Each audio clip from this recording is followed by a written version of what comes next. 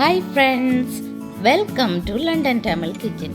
ரீசெண்டாக நான் போட்ட எல்சா கேக், அதாவது கேர்ள்ஸுக்குரிய கேக் எப்படி செய்யறான்னு சொல்லி ஸ்டெப் பை ஸ்டெப் பார்ப்போம்.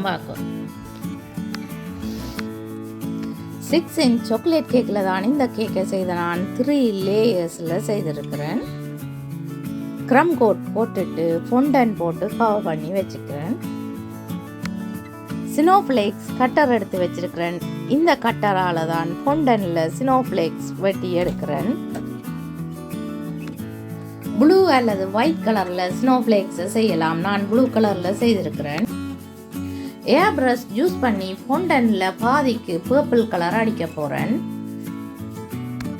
ஏர் பிரஷ் மனுவலாகவும் இருக்குது, எலக்ட்ரிக்கும் இருக்குது. இது எலக்ட்ரிக் ஏர் பிரஷ் தான் யூஸ் பண்ணுறேன். இது எலக்ட்ரிக் ஏர் பிரஷ்ன்றபடியாக ஸ்பீட்டை கூட்டி குறைக்கலாம். ஹை, மீடியம், லோ கூட்டி குறைக்கலாம். ஒன் பண்ணிட்டு மோட்டில் ப்ரெஷ் பண்ண நாங்கள் ஸ்பீட்டை சேஞ்ச் பண்ணலாம். ஏர் ப்ரஷுக்குரிய கலர் தான் யூஸ் பண்ணணும். அது கொஞ்சம் தண்ணித்தன்மையாக இருக்கும், பேஸ்டாக இருக்காது. பர்பிள் கலருக்கு என்னட்ட வில்டன் கலர் தான் இருந்தது. அதோட கொஞ்சம் ஒட்கா மிக்ஸ் பண்ணி தண்ணி ஆக்கிட்டு தான் இந்த பர்பிள் கலரை நான் அடித்தேன். கேக்கின் மேல் பக்கத்துக்கு சில்வர் கலர் பூசுறேன், அதாவது சில்வர் கலர் ஏர் பிரஷால் அடிக்கிறேன். இப்போ சில்வர் கலர் அடிச்சு கொண்டு இருக்கிறேன்.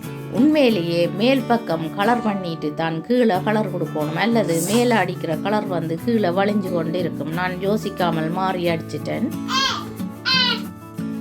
ஃபொண்டன்ட்டுக்கு பர்பிள் கலர் பண்ணுறேன்.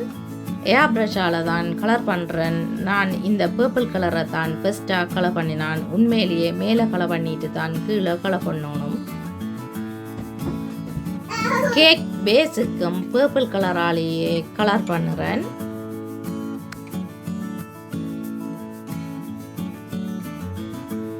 கலர் பண்ணி முடிச்சிட்டேன். எப்படி இருக்குன்னு பார்த்தீங்களா? அடுத்ததாக எடிபிள் எல்சா ஆனா எடுத்து பின்னுக்கு ஃபொண்டன்டால் பூசி ஸ்டிக் பண்ணி வச்சிருக்கிறேன். இப்போ அந்த ஃபொண்டன்ட்டுக்கு மேலே தண்ணி பூசிட்டு கேக்கில் வச்சு ஸ்டிக் பண்ணி விடுகிறேன்.